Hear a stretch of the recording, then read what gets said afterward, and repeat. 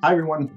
My name is Jordan Novak. I've been teaching strategic management at DePaul for better part of a decade. I also do corporate facilitation. I've been doing that for twice as long as that. In my class, we have presentations at the very end. And I ask them one question, no matter what. I ask them, did you pivot? When did you pivot? Why did you pivot? Everything around that. In my class, students go through 8 competition rounds, and their understanding of strategy has drastically evolved over the time.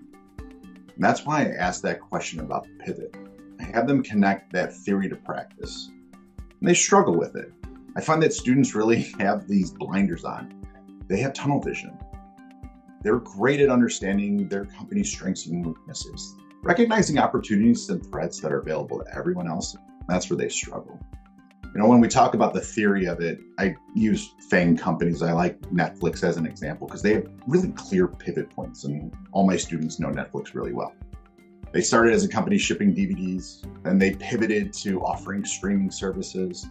Then they pivoted yet again because they couldn't license everyone else's content. They had to create their own content and stay competitive.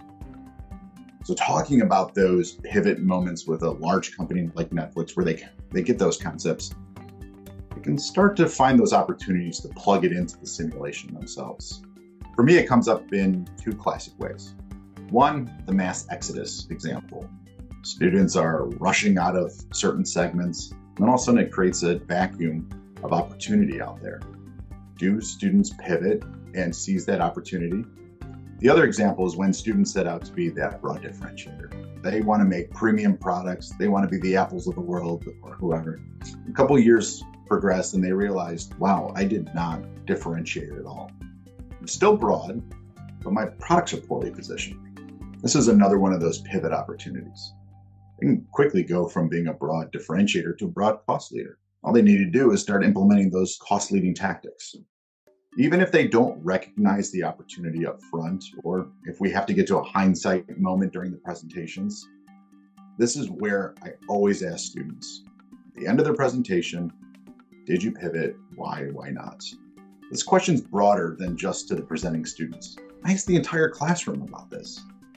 Did this team pivot? When should they have pivoted? And that's when I get the flurry of shuffling papers. Students are going back to different reports, different rounds, looking at the information, and they have to realize, wow, I can't just think about my company. Let's look at it from their perspective.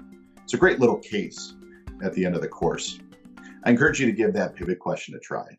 And if not the pivot question, find something that's central to your course and ask them a question on that.